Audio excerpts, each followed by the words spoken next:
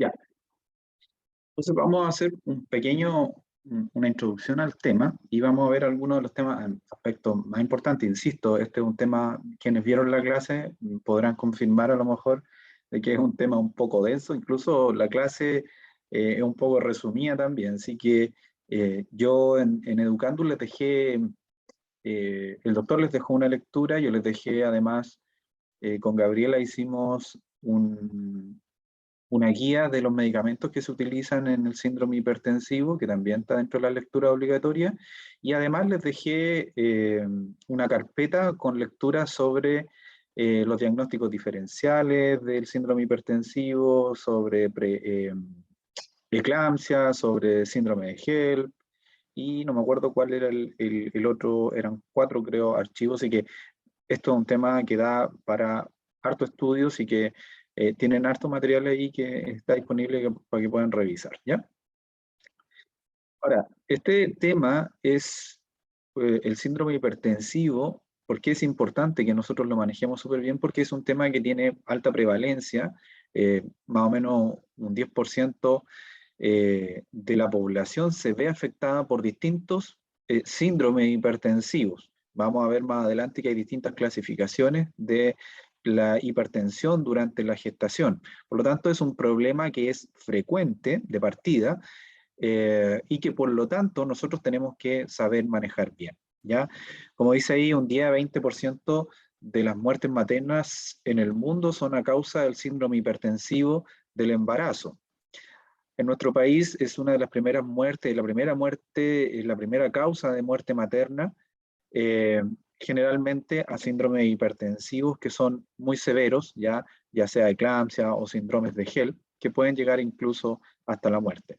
Por lo tanto, de ahí viene la relevancia de estudiar este tema, de manejar este tema, y en donde nosotros somos competentes, ¿cierto? Dado ahora la problemática que estamos viviendo, ¿cierto? Y nosotros sí trabajamos con pacientes que son patológicas y nosotros muchas veces nos toca en conjunto con los médicos trabajar y manejar estas pacientes, ¿ya? Entonces, para nosotros también poder defender, ¿cierto? Con cierta autoridad nuestro rol, primero, ¿cierto? Tenemos que tener la facultad, ¿cierto? Y estar bien preparados de manejar estas patologías, ¿cierto? De poder a lo mejor hacer el diagnóstico de estas patologías y las correspondientes derivaciones y luego en el nivel terciario, ¿cierto? En conjunto con los médicos manejarla, ¿ya? Eh, bueno, como yo les dije, el síndrome hipertensivo tiene distintas clasificaciones. Y la hipertensión durante el embarazo se puede dar por diferentes causas. Una de ellas es la preeclampsia, que es una hipertensión que es inducida por la gestación. ¿Alguien podría, de los que vio la clase y de los que se acuerdan un poco de las clases del año pasado, por qué se producía la preeclampsia? ¿Podría más o menos dar algunas ideas, cierto? Eh, no importa Invasión que sí. anómala del trofoblasto. ¿Cómo? Por una invasión anómala del trofoblasto, Muy que bien, ¿cierto? hace que las arterias espiraladas, como que lo que decía el profe era que las arterias espiraladas tienen que perder su capa muscular para hacerse como tener menos resistencia y además para que puedan como secretar vasodilatadores. Entonces se produce esta como invasión anómala, estas arterias como que no pierden su capa muscular y no logran tener estos vasodilatadores. Perfecto, Carla. Es Súper que bien. se transforma en un vaso de alto flujo y por eso llega a menor cantidad de sangre hacia el feto también Perfecto. ¿Alguien más podría y a la complementar placenta. lo que dice Carla? Muy completa además su respuesta. ¿Alguien más podría o tiene algunas luces de por qué se produce este síndrome hipertensivo que es inducido por la gestación?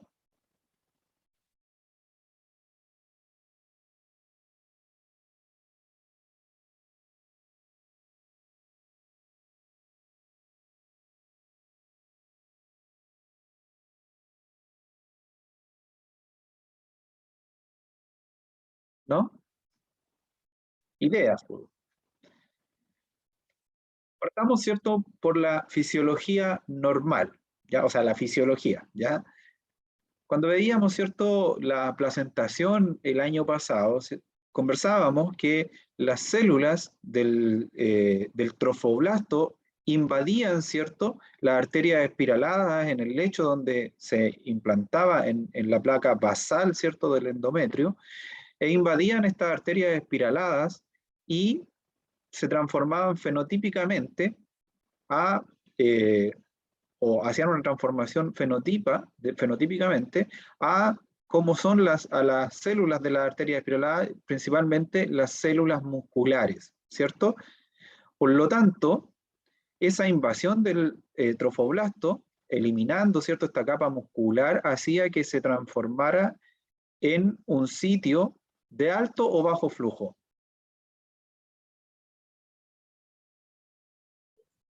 De alto flujo y baja resistencia. Y de baja resistencia, ¿ya?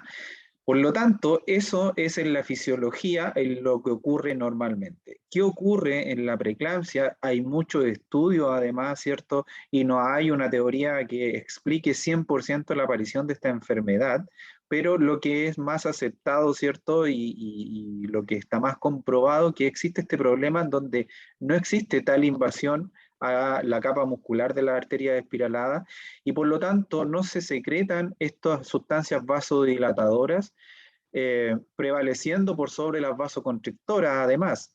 Por lo tanto, en el síndrome hipertensivo prevalecen las sustancias que son vasoconstrictoras por sobre las que son vasodilatadoras. Por lo tanto, de ahí viene, ¿cierto?, este problema de la hipertensión durante la gestación. ¿Ya?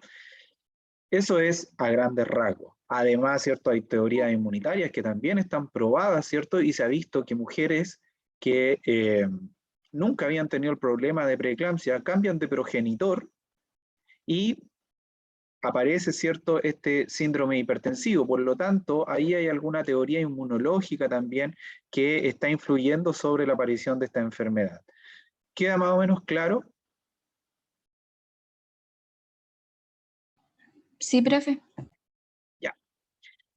Bien. Entonces, dicho esto, ¿cierto? Este síndrome hipertensivo que es propio del embarazo, lo podemos clasificar de diferentes formas. Existen preeclampsias que son moderadas, ¿ya? Y algunas que son severas. Vamos a ver más adelante cuáles son los criterios para poder clasificar estas preeclampsias que son moderadas y que son también, se pueden presentar en cuadros más severos.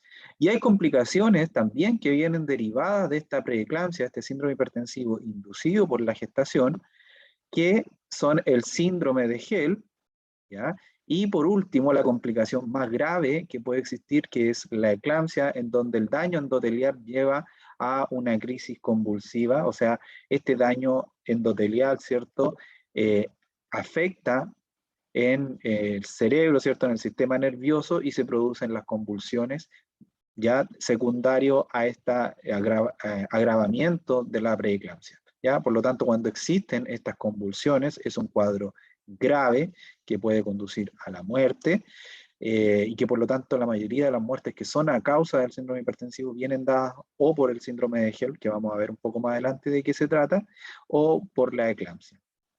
Bien, si hay algo que no va quedando claro, me van avisando. ¿Bien?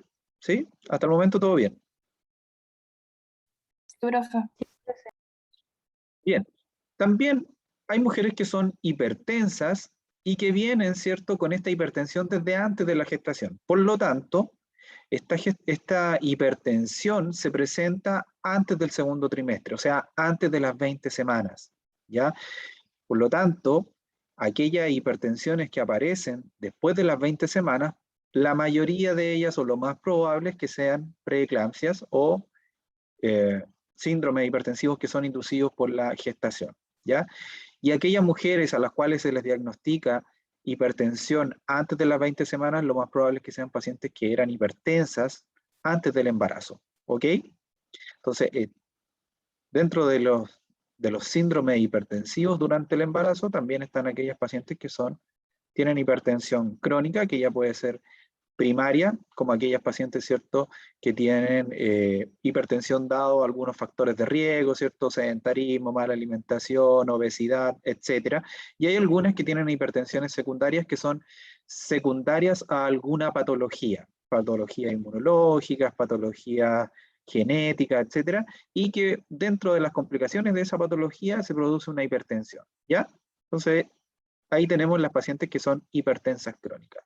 Pero también hay pacientes que son hipertensas crónicas y durante el embarazo además presentan esta complicación de preeclampsia, y ahí llegamos a el diagnóstico de hipertensión crónica más preeclampsia sobreagregada. O sea, son pacientes que eran hipertensas antes del embarazo, o se le diagnosticó la hipertensión antes de las 20 semanas y luego de las 20 semanas cumplen con criterios para el diagnóstico de preeclampsia. Más adelante vamos a ver cuáles son los criterios diagnósticos.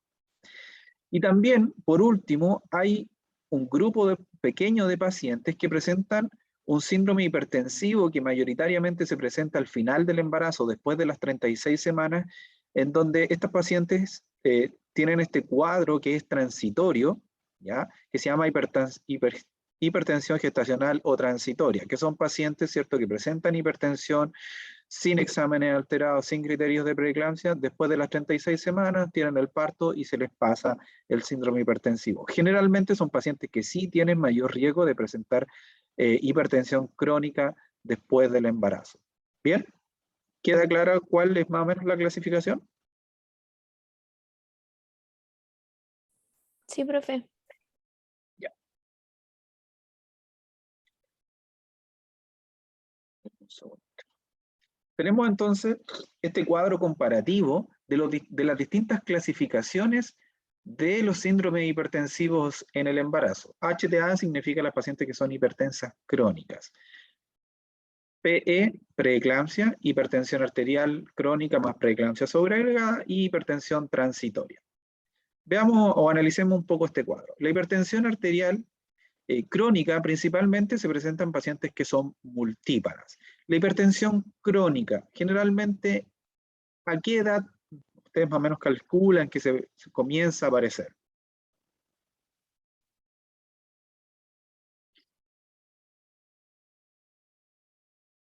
Me imagino que todos tenemos algún familiar, ¿cierto? Algún amigo hipertenso.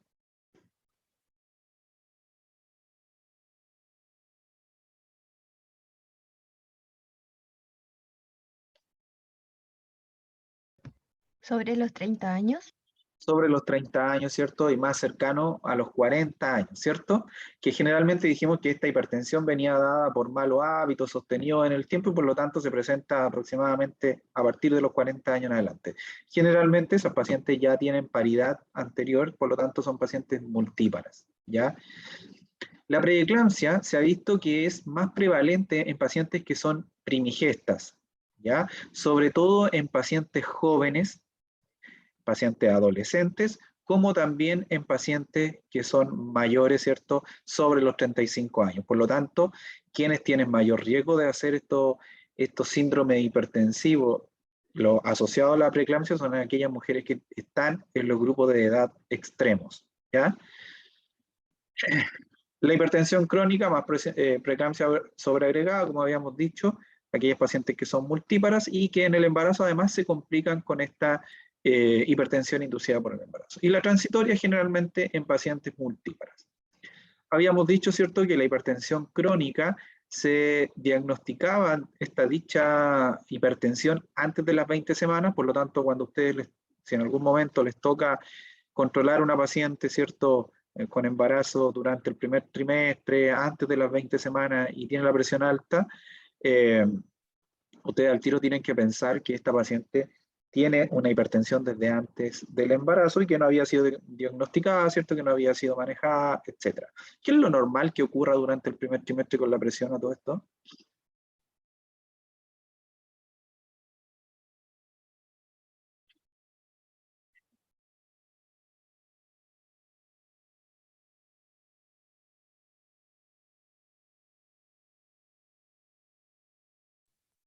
No sé si está bien, pero baje. Sí, dentro de los cambios gestacionales sabemos que durante el primer trimestre y en realidad durante la gestación, la presión arterial baja, ¿cierto? Sobre todo en el primer trimestre, que es lo común ver en las embarazadas que a veces se dan cuenta, ¿cierto? Que tienen estos mareos, a veces esta lipotimia, ¿cierto? Es porque baja la presión y es común verlo, ¿cierto? En las embarazadas. Por lo tanto, una paciente que tiene presiones incluso dentro de rangos normales a altos, uno tiene que poner ojo porque uno sabe, ¿cierto? Que la presión baja durante el embarazo, por lo tanto, esas pacientes que están, no sé, entre 130-80, 130-90, uno dice, ojo, esta paciente, lo normal en el embarazo es que la presión baje, por lo tanto, los niveles de presión, ¿cierto? Debiesen ser más bajos, ¿ya? Como dijimos, la preeclampsia se presenta después de las 20 semanas y estas pacientes hipertensas crónicas más preeclampsia sobreagregada, ¿cierto? Primero la hipertensión se diagnostica antes de las 20 semanas y después de las 20 semanas además hay cambios alteraciones en los exámenes que nos hacen hacer el diagnóstico de preeclampsia sobreagregada. ¿Ya? Y como habíamos dicho, la hipertensión transitoria se presenta principalmente en pacientes con embarazos mayores a 36 semanas y generalmente, como dice su nombre, ¿cierto? Una hipertensión que se presenta al último del embarazo sin cambio endoteliales, ¿cierto? Son pacientes que no son sintomáticas, etcétera, y que después del parto se les termina esta hipertensión. Antecedentes familiares, obviamente la hipertensión crónica en aquellas que tienen hipertensión crónica, ¿ya? Antecedentes de preeclampsia en la madre, ¿ya? Un antecedente súper importante, el antecedente familiar de preeclampsia, sobre todo aquellos cuadros graves de preeclampsia, ¿ya? Por lo tanto, una paciente que tiene, que es algún familiar directo, ¿cierto? Por la línea materna, que tuvo preeclampsia durante la gestación, tiene más riesgos de presentar el problema, ¿ya? La hipertensión crónica más preeclampsia sobreagregada, lo mismo que la hipertensión crónica, antecedente de hipertensión en la familia y también en la hipertensión transitoria. Obviamente, aquellas pacientes que tienen hipertensión crónica tienen daño en los vasos sanguíneos, por lo tanto el fondo de ojo, ¿ya? Que estudia, ¿cierto? Estos vasos capilares que están en el fondo del ojo van a presentar esclerosis. Aquellas pacientes que presentan preeclampsia, uno de los cambios que ocurre, fisiopatológicos que ocurren durante la preeclampsia, es que existe edema, ¿cierto? Dado el aumento de permeabilidad de los vasos sanguíneos, ¿ya? Por lo tanto, en el examen de fondo de ojo se va a presentar edema y en la hipertensión crónica más preeclampsia sobreagregada, obviamente las dos cosas juntas. El examen como más gold standard, se podría decir, para determinar la presencia de la enfermedad en la proteinuria, ¿ya? Por lo tanto, si existe eliminación de proteínas dado este aumento de permeabilidad de los vasos sanguíneos, lo más probable es que exista una preeclampsia. Por lo tanto, una paciente con presión alta más proteinuria, ¿ya? Que es un examen que se puede hacer de diferentes formas, lo vamos a ver un poco más adelante, pero el que más se utiliza para el diagnóstico es la proteinuria en 24 horas, ¿ya? Entonces, si presenta una proteinuria mayor a 300 miligramos por decilitro más presión alta, quiere decir que esta paciente tiene una preeclampsia. Pacientes con hipertensión crónica pueden presentar proteinuria si es que tienen daño renal, ¿ya? O no presentarla si es que generalmente estas son pacientes jóvenes, ¿cierto? Que si están con hipertensión tan recién o con poco tiempo de debutar con la hipertensión. Entonces, lo mismo pasa en la hipertensión arterial crónica más preeclampsia sobreagregada, ¿ya? Esta paciente puede no tener la proteinuria alterada por la hipertensión, pero si tiene proteinuria, quiere decir, lo más probable, ¿cierto?, es que tenga preeclampsia. Por lo tanto, hipertensión crónica, que después de las 20 semanas además aparece proteinuria, se hace el diagnóstico de hipertensión crónica más preeclampsia sobreagregada. ¿Quedó claro más o menos eso, no? Sí, profe. El ácido úrico es otro de los exámenes que se utiliza para el diagnóstico de la enfermedad y que en niveles mayores a 5 miligramos por decilitro, hace el diagnóstico de preeclampsia. Por lo tanto, una uricemia mayor a 5 miligramos por decilitro más hipertensión asociada nos da el diagnóstico de preeclampsia, ¿ya? Si la paciente además era hipertensa crónica y además tiene el examen alterado, obviamente se agrega, ¿cierto?, a la hipertensión crónica la preeclampsia. Deterioro de la función renal, ¿cierto? Pueden o no presentarlo a las pacientes hipertensas crónicas y a aquellas pacientes con hipertensión inducida por la gestación sí pueden presentar este deterioro renal. Normalmente la hipertensión crónica, dado que es un problema, como dice su nombre, crónico, la presión arterial va a permanecer elevada, por lo tanto la paciente después del parto va a seguir con las presiones elevadas y por lo tanto tiene que seguir con su control de presión, ya con el tratamiento además. Una de las cosas que no dijimos durante, cuando describimos un poco la fisiopatología de la preeclampsia, era que el único tratamiento, dado que es una enfermedad que viene dada por la gestación, el único tratamiento es la interrupción del embarazo. ¿Ya? Por lo tanto, luego del parto, ¿ya? Esta hipertensión desaparece. A las 6 semanas generalmente, después del parto, desaparece esta hipertensión.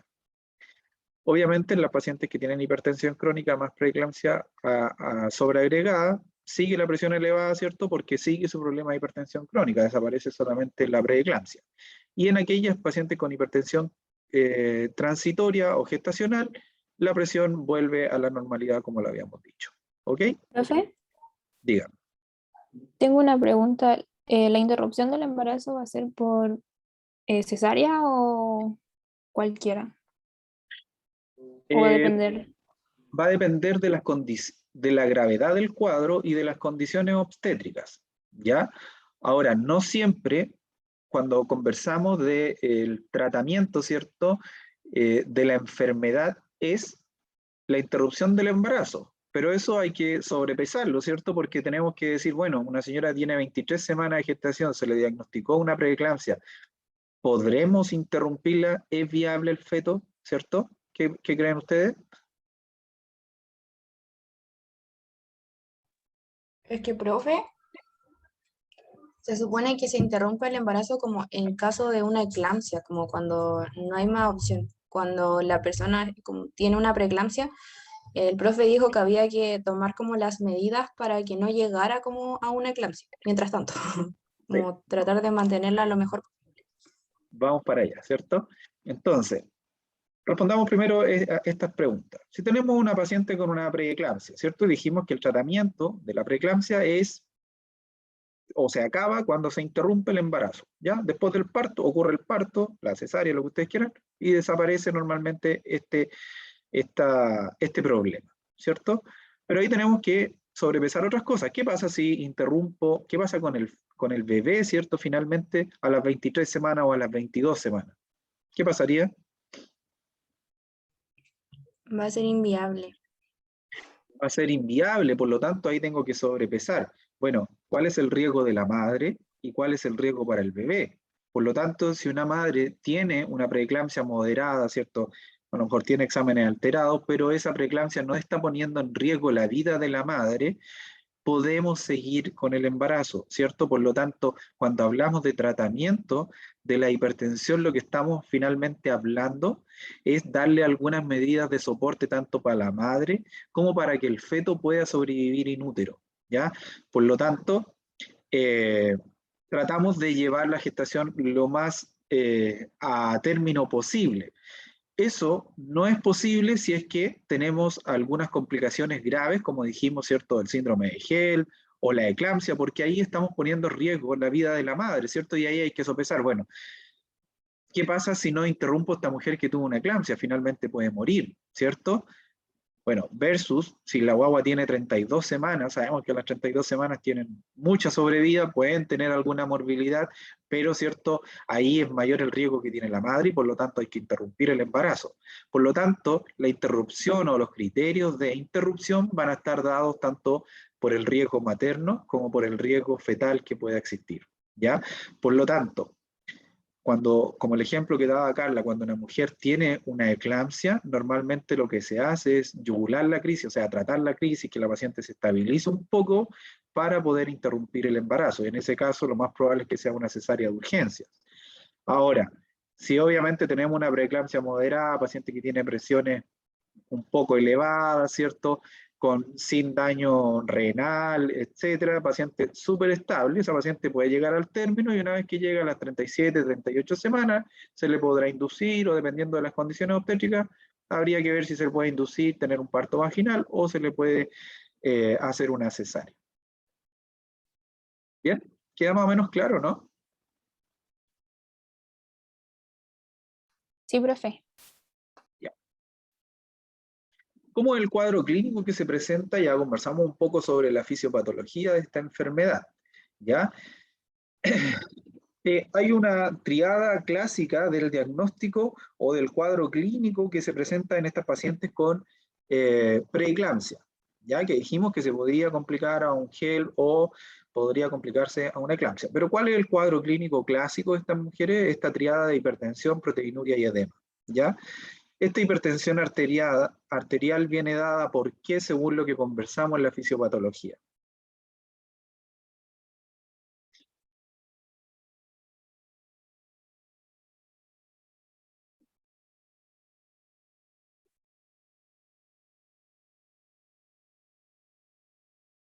¿La presión va a ser alta? Sí, pero ¿por qué? Carla también lo dijo durante su respuesta delante. Porque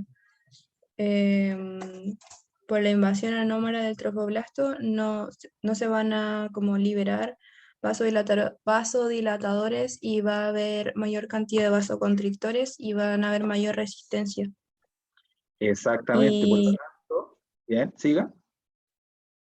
por lo tanto va a haber una presión arterial elevada porque los vasoconstrictores van a ir al tejido endotelial. Entonces, al final el tejido endotelial nosotros lo tenemos en todo el cuerpo, no solo en la placenta.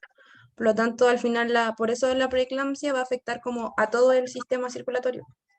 Exactamente. Por lo tanto, ¿cierto? Como dice Carla, hay una prevalencia de las sustancias que son vasoconstrictoras por sobre las que son vasodilatadoras, que es lo que normalmente ocurre en el embarazo, ¿cierto? Hay más vasodilatadores que vasoconstrictores, ¿ya? Y en este problema ocurre lo contrario y por lo tanto se presenta este cuadro de hipertensión. Es la primera manifestación que se presenta y que normalmente son pacientes que son asintomáticas para hipertensión y que se pesquisa en el control prenatal, ¿ya?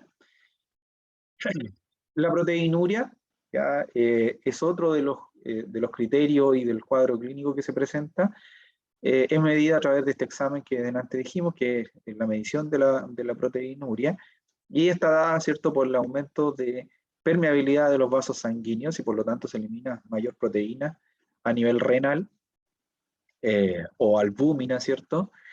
Y es de relevancia para evaluar la severidad y progresión de la eclampsia. O sea, dependiendo de cuánta proteinuria también tenga la paciente, nos va a decir qué tan severo puede ser el cuadro.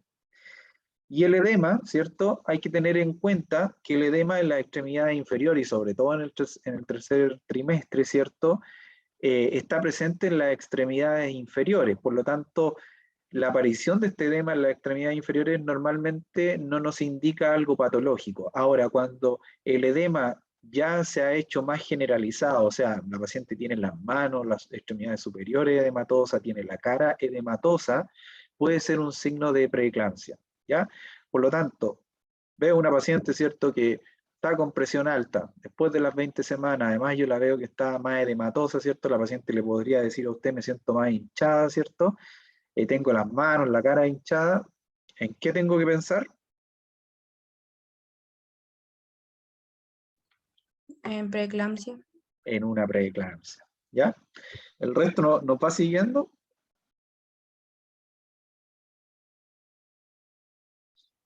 Sí, profe. Ya. El diagnóstico de hipertensión en el embarazo normalmente dijimos que lo hacíamos en el control prenatal, por lo tanto la presión tiene que ser medida en todos los controles prenatales. Y ojo, tiene que ser medida por ustedes mismas, ¿ya? Existen, y a mí me tocó estar en algunos lugares que vi que la paciente pasaba, ¿cierto?, por una preparación antes de entrar a la matrona o donde el matrón, y alguien podría ser un alumno, ¿cierto?, de TENS, o podría ser un TENS, le tomaba la presión, ¿cierto?, anotaba por ahí, y la paciente ya llegaba con la presión tomada dentro del box de la matrona. Eso no puede ocurrir, ¿ya? La presión arterial tiene que ser tomada por el profesional matrón en el control prenatal, ¿ok? Entonces, todos los controles prenatales hay que medir la presión arterial. Recordar y revisar la técnica, ¿cierto? La paciente idealmente sentada o descansando en 45 grados, que el manguito además sea el adecuado, porque si yo le pongo un manguito que es muy estrecho, ¿cierto?, que no es el adecuado para la paciente, me va a alterar el resultado. Otro de los factores que también pueden influir, ¿cierto?, es la calibración de los equipos. Si utilizamos un equipo electrónico, tiene que ser un equipo que regularmente tiene que estar siendo calibrado, revisado, etc. ¿Ya? A nosotros, me acuerdo una vez, nos pasó en el hospital que le tomábamos la presión a todas las pacientes y todas las pacientes salían hipertensas y finalmente todas las pacientes terminaban, ¿cierto?, con todos los cuidados de una paciente hipertensa. Teníamos que tomar la presión cada 1 hora, eso significaba que había que estar despertándola en la noche, ¿cierto?, si es que estaban en inducción, molestándola, ¿cierto?, ya con el dolor del trabajo de parto.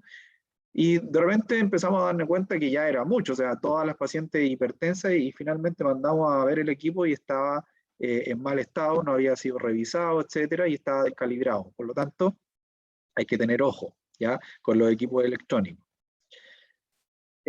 Manguito adecuado, el brazo apoyado a la altura del corazón con la ropa suelta. Ya, yo sé que a veces a lo mejor a la paciente le puede incomodar sacarse la camisa, la blusa, perdón, la polera, ¿cierto?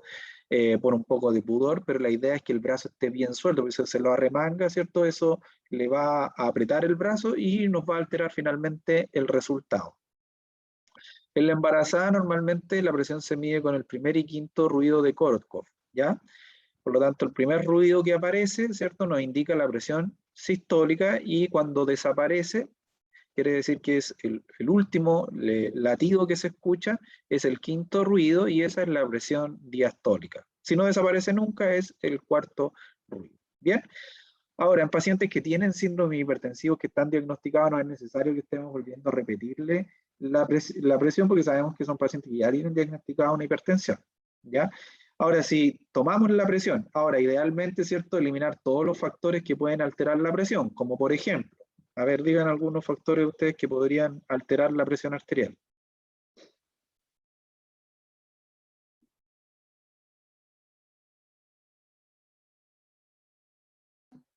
Si es que el box tiene como mucha temperatura, hace como mucho calor, ¿Mucho calor o mucho? frío. Mucho frío, ¿cierto? Porque el frío sobre todo produce vasoconstricción. Ya, ¿qué más? Y la La señora viene muy... alimentación, ¿Alimentación dijeron por ahí? ¿O no? sí, yo, profe, sí. ¿Qué Por alimentación? ejemplo, haber tomado café, o sea, como tomar mucho café, o también consumir mucha sal. Ya, bien, ¿cierto? Sobre todo el café. ¿Qué más? Carla iba a decir algo. Como que a veces la señora viene cansada y viene apurada. Dejar que se siente un ratito y de ahí tomarle la presión, porque probablemente, o está nerviosa a veces también. Entonces, obviamente la Claro. presión es alta.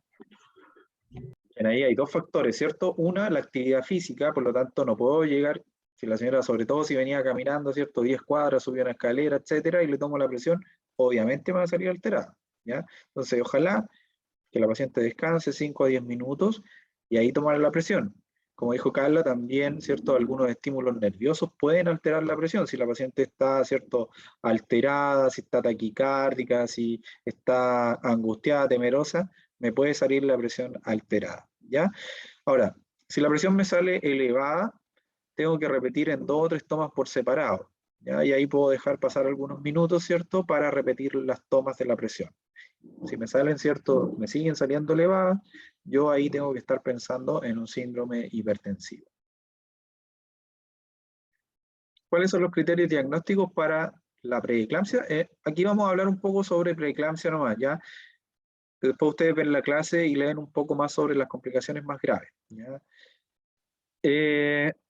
Presión arterial mayor o igual a 140/90 en embarazos mayor a 20 semanas, eso ya lo habíamos dicho, ¿cierto? En 2 ocasiones por separada por 4 a 6 horas, ¿ya? En pacientes que normalmente antes eran normotensas, ¿ya? Porque sabíamos que si la presión era alta desde antes del embarazo, eso ya es un criterio de, según la clasificación,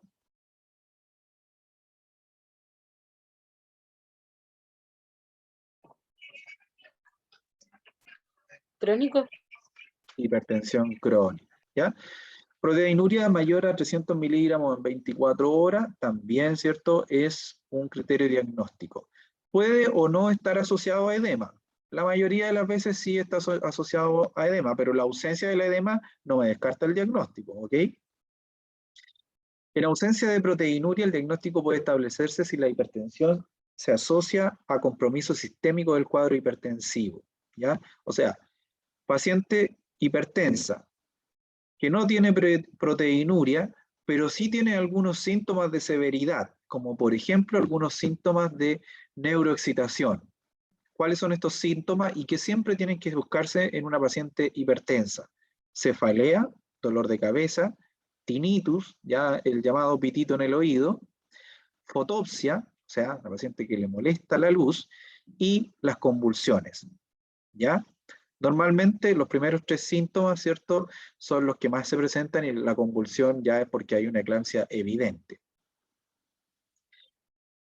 Dolor epigastrálgico o en hipocondrio derecho asociado a náusea y vómito. ¿Cómo lo describe la paciente normalmente? Como el dolor en la boca del estómago.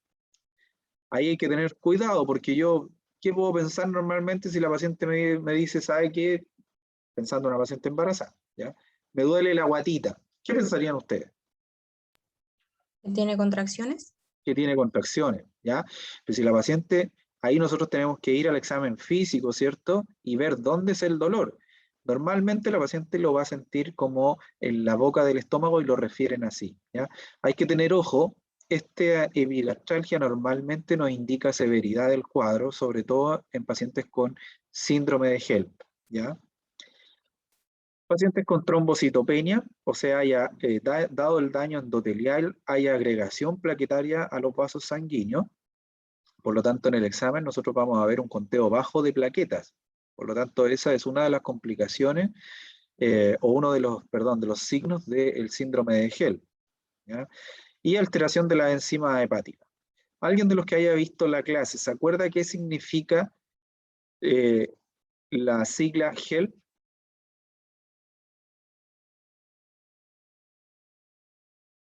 Si no me equivoco, la H hemólisis. Ya. L era elevación de enzima hepática y la LP era plaquetas elevadas, si no me equivoco. Al revés. No, plaquetas bajas, sí. Low ya es como bajo conteo de plaquetas, ¿ya? Entonces, el síndrome de HELP se presenta, ¿cierto?, con, como dijo la compañera, elevación de la enzima hepática, la GOT, la GPT, trombocitopenia, ¿ya?, o bajo conteo de plaquetas, y nos quedaba por último la hemólisis, ¿ya? Normalmente, dado el aumento de permeabilidad, ¿ya?, de los vasos sanguíneos, ¿ya?, en donde escapa líquido, ¿cierto?, debiese haber una hemoconcentración o una hemodilución. ¿Qué creen ustedes?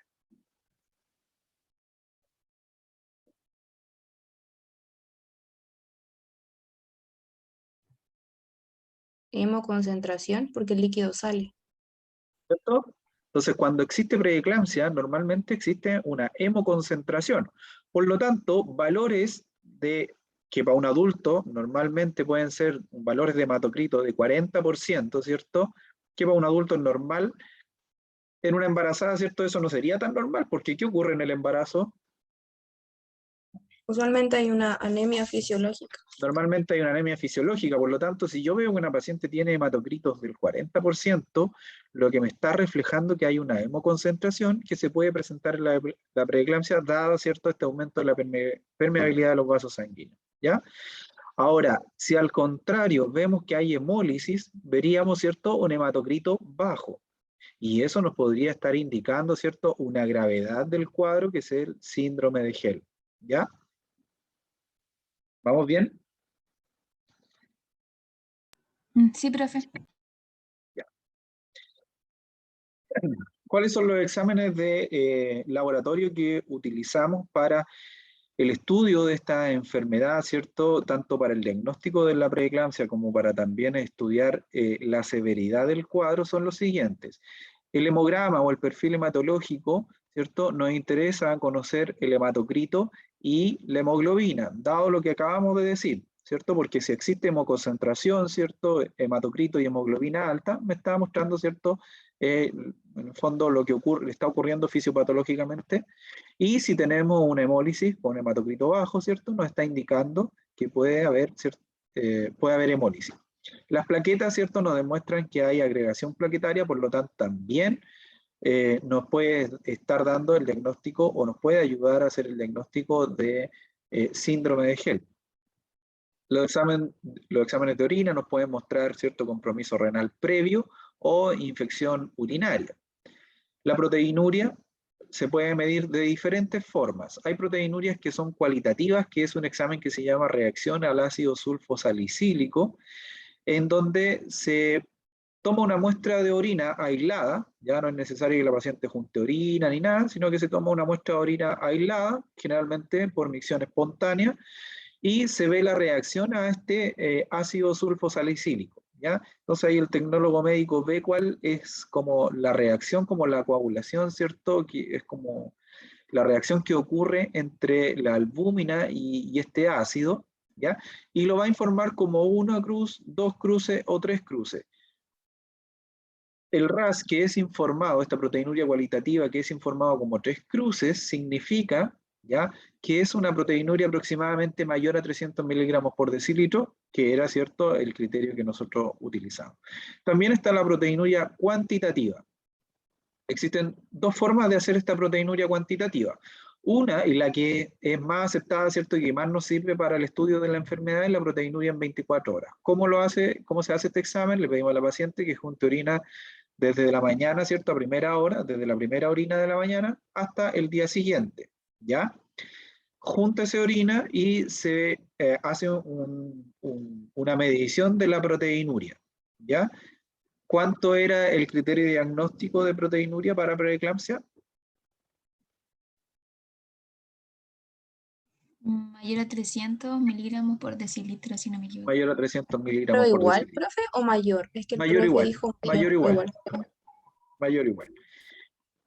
Y también esta proteinuria cuantitativa se puede hacer de manera aislada, o sea, se le toma una muestra X a la paciente en cualquier momento del día, no es necesario que junte, y se hace una medición también de esta albuminuria o proteinuria. Valores mayores a 1 gramo ya nos indican que hay preeclampsia, ¿ya?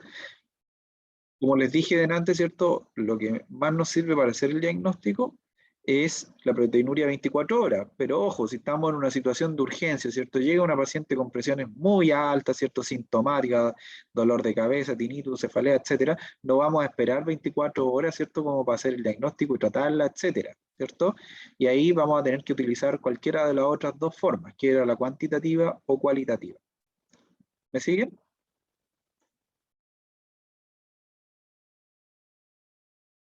Sí, profe. Sí, profe. Ya. El clearance de creatinina nos ayuda a evaluar la función renal, sobre todo en aquellas pacientes que son hipertensas crónicas, ¿cierto? La uricemia, ya habíamos dicho que valores sobre 5 miligramos por decilitro es característico de la preeclampsia. El electrocardiograma en pacientes que tienen hipertensión previa o hipertensión crónica, ¿cierto?, nos puede mostrar hipertrofia ventricular. Y el estudio de enzimas hepáticas se debe realizar en aquellas pacientes que tienen algunos signos de severidad. Por lo tanto, si la paciente, además de la hipertensión, tiene síntomas, ¿cierto?, de neuroexcitación, ya dijimos, cefalea, fotoxia, tinnitus, a esa paciente nosotros tenemos que estar pensando, o además también, ¿cierto?, habíamos dicho la epigastralgia, podemos pensar que puede estar presentando un síndrome de Hell. Por lo tanto, en ese caso hay que hacer el estudio de la enzima hepática, el perfil hematológico, ¿cierto? Y esas dos cosas, por lo menos, ¿ya? Además, ¿cierto?, de la proteína. Entonces, eso nos ayuda a evaluar la severidad del cuadro.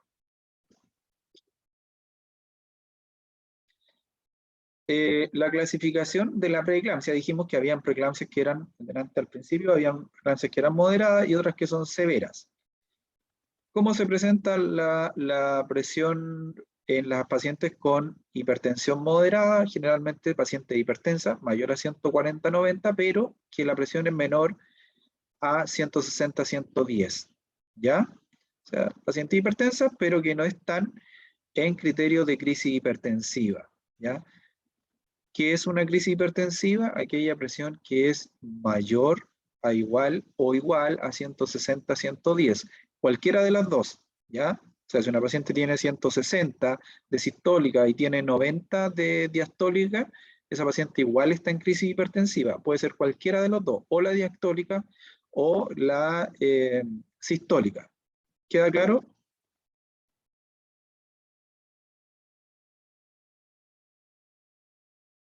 ¿No? Profe. ¿Sí? Ya. Pacientes con diuresis mayor a 500 ml por día, ¿cierto? Son pacientes que tienen preeclampsia moderada, y aquellas que tienen oliguria son aquellas que tienen preeclampsia severa. El edema, generalmente en las pacientes que tienen preeclampsia moderada, es un edema moderado, ¿cierto? Y en aquellas con preeclampsia severa son pacientes que tienen un edema generalizado, anasarca, e incluso pueden presentar edema pulmonar.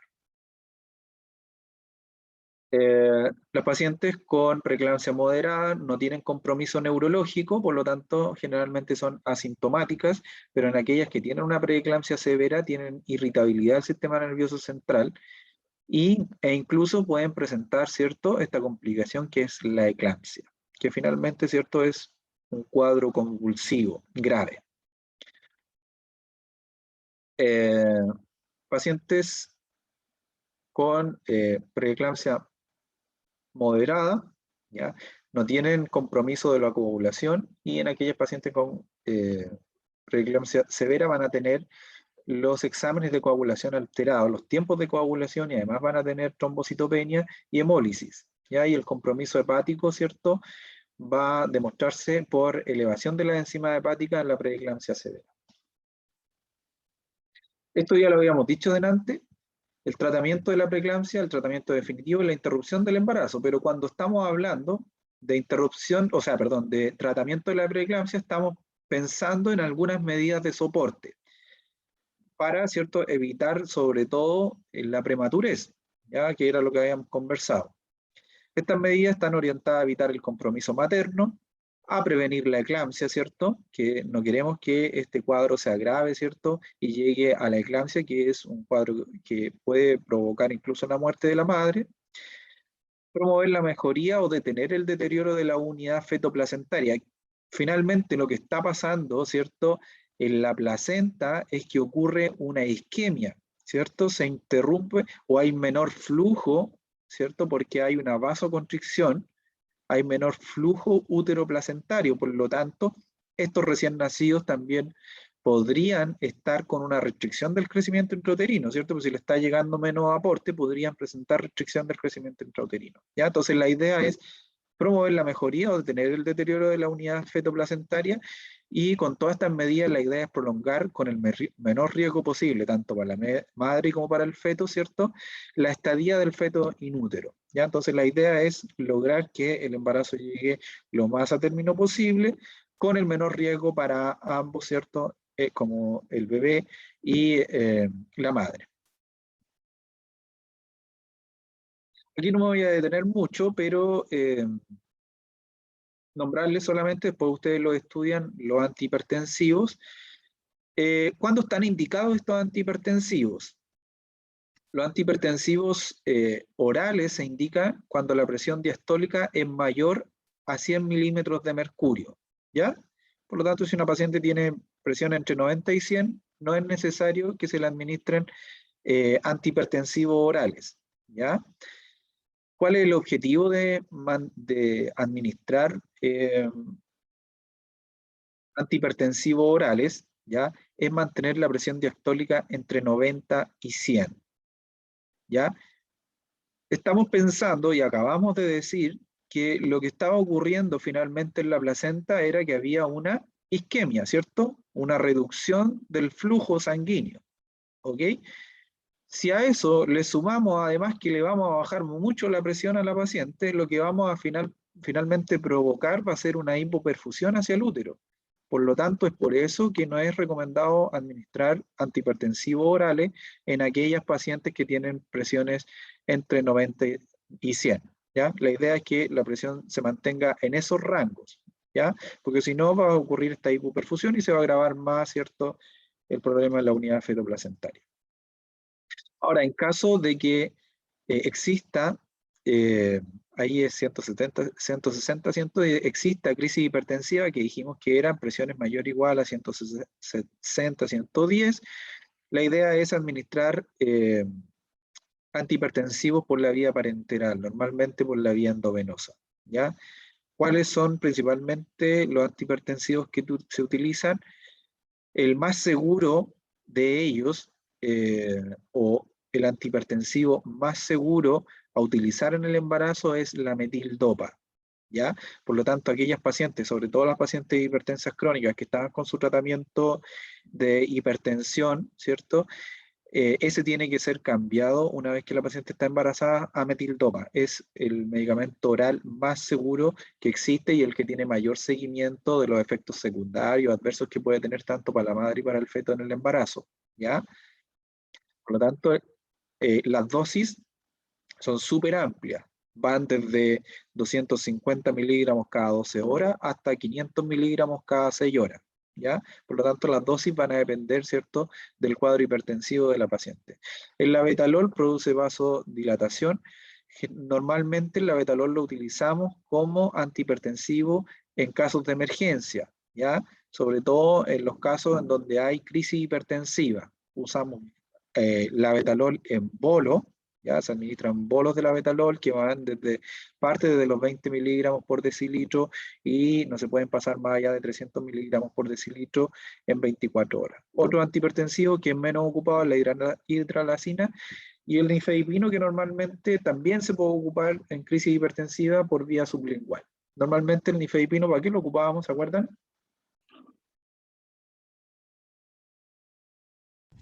Tocolítico. Como un tocolítico, ¿cierto? Porque es un bloqueador de los canales de calcio. Ya, con esto vamos a terminar y ahí van a descargar los casos clínicos para que trabajen un ratito. ¿Ya? Para el control y prevención de la crisis convulsiva, el medicamento que es más seguro también y que tiene más seguimiento es el sulfato de magnesio. ¿Ya? El sulfato de magnesio se utiliza en dosis de carga, se administran 5 gramos en 15 a 30 minutos, después ustedes van a estudiar ahí cómo se prepara, se lo dejamos en una guía además, etc. Y en dosis de mantención en 1 a 2 gramos. Por lo tanto, primero se realiza una carga de sulfato de magnesio, ¿ya? La idea es que estos 5 gramos pasen en 20 a 30 minutos, diluidos en un volumen no muy grande, ¿cierto? Hay que pensar que estas pacientes son hipertensas, que pueden tener además edema pulmonar, así que el líquido endovenoso que nosotros le vamos a administrar tiene que ser muy controlado. ¿Ya? La idea es administrar, ¿cierto?, tener ojalá un balance, sobre todo si tienen una preeclampsia severa, tener un balance hídrico. Ustedes ya aprendieron a hacer balance hídrico, ¿cierto?, de estas pacientes. Hay que calcular muy bien cuáles son los ingresos y egresos de las pacientes. Entonces se administra esta dosis de carga, generalmente lo pasamos en 100, diluido en 100 o 250 ml en 20 a 30 minutos y después hacemos una dosis de mantención de 1 a 2 gramos hora. Las concentraciones terapéuticas del sulfato de magnesio van de los 8 a 10 miliequivalentes por litro, y luego de pasar esas dosis terapéuticas, la paciente puede empezar a tener oliguria. Por lo tanto, ¿cierto?, una de las cosas que nosotros tenemos que estar vigilando es la diuresis. Puede aparecer después, ¿cierto?, finalmente entre concentraciones tóxicas Me da risa la palabra tóxica. En concentraciones tóxicas de 12 a 15 miliequivalentes puede aparecer además insuficiencia respiratoria, por lo tanto uno de los cuidados que tenemos que tener, ¿cierto?, es a los pacientes que están recibiendo sulfato de magnesio, es medirle la frecuencia respiratoria. Por lo tanto, una paciente que tiene una preeclampsia severa o tiene un síndrome de HELP o una paciente que ya presentó convulsión, el tratamiento es el sulfato de magnesio. Ya ustedes van a ver cómo se prepara, cómo se administra, y hay que estar vigilando, ¿cierto?, horariamente los reflejos totiondíneos, ya, la frecuencia respiratoria y la diuresis. Ahora, si tenemos que medir la diuresis de forma horaria, ¿cómo lo harían ustedes? Pero, profe, no hay que poner sonda, poner Eso, al pasar el eso es lo que sulfato le de estoy magnesio. preguntando. Ah, Exactamente, por lo tanto, junto con poner el sulfato, administrar el sulfato de magnesio, de la mano va la instalación de una sonda Foley, ¿ya? El sulfato de magnesio tiene que permanecer, el sulfato de magnesio ya lo habíamos conversado un poco en la prevención de la parálisis cerebral en la prematurez, ¿ya? Aquí es otra la aplicación, pero los cuidados son los mismos. El sulfato de magnesio tiene que permanecer por al menos 24 a 48 horas después del parto, ¿ya? Entonces, en crisis, o sea, en preeclampsias severas, se administra sulfato de magnesio para prevenir las convulsiones, o sea, la eclampsia. Y en pacientes que convulsionan, se administra en las mismas dosis para tratar la convulsión, ¿ya? Hay otros medicamentos que pueden administrarse, pero que son menos seguros, ¿ya? En caso de toxicidad, se puede administrar gluconato de calcio al 10% en 3 minutos, ¿ya? Cuando hay toxicidad, cuando aparece, ¿cierto?, desaparición de los reflejos, hay oliguria, ¿qué quiere decir? Que hay menos diuresis que 30 ml por hora, ¿ya? Y además, ¿cierto?, tenemos depresión respiratoria, una paciente que está respirando menos de 12 respiraciones por minuto. Eso significa que la paciente tiene una hipermagnesemia, ¿cierto? Y el antídoto para eso es el gluconato de calcio, ¿ya? Ahora, como este tratamiento se realiza en situaciones de urgencia, es recomendado tener paquetes para eclampsia. ¿Qué quiere decir esto? Tener todos los medicamentos, todos los insumos que tienen que utilizarse en la crisis convulsiva, ¿ya? Y no tener que andar buscando, ¿cierto? Porque aquí, no sé, por ejemplo, para la dosis de mantención, utilizamos 16 ampollas de sulfato de magnesio, ¿cierto? Entonces, andar juntando por ahí, buscando por aquí, por allá 16 ampollas mientras la señora convulsiona, no es lo recomendado, ¿cierto? Por lo tanto, lo ideal es que nuestro carro de paro tenga todo listo para actuar frente a una eclampsia. ¿Bien? Ya, esto lo leen ustedes solitos después más o menos cuál es el manejo. ¿Alguna duda, pregunta, consulta, observación? Fui muy rápido, terminé cansado. Espero hayan alcanzado a agarrar algo.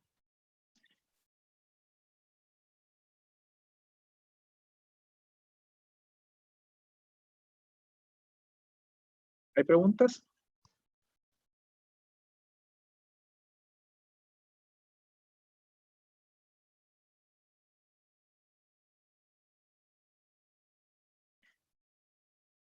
No, profe. Ya, ¿entendieron o no? ¿O fue mucho? Sí se entendió. Fue mucho, pero sí se entendió. Insisto, es un tema que aquí solamente yo traté de hacer como una introducción a lo que era principalmente la preeclampsia. El tratamiento de la eclampsia tiene otro tema que lo vamos a ver más en detalle cuando hagamos los talleres de simulación. Entonces, cuando hagamos simulación síndrome hipertensivo, va a ser de eclampsia, ¿ya? Es un tema amplio. Tienen mucho que leer, mucho que estudiar para esto. Vamos a trabajar en grupos. Yo voy a ir acompañándolos también. Vamos solamente a trabajar en los casos clínicos Y vamos, una vez que ustedes los tengan terminados, los vamos a subir a Educandus para que el resto de los grupos los pueda ver. No vamos a alcanzar a presentar hoy día. ¿Les parece? Bueno, profe. Ya, profe. Ya. ¿Cuántos somos? 30.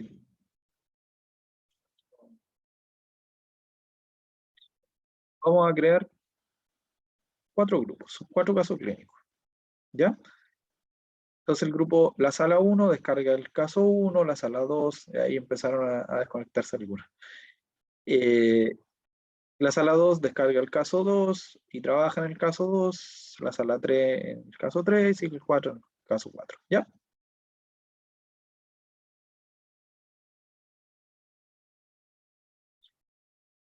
Pueden utilizar todo el material que está disponible en Educandus, ¿ya? Hay una guía que dejó el doctor, está la guía de los medicamentos, está todo, ahí hay todo lo que necesitan para hacer los casos.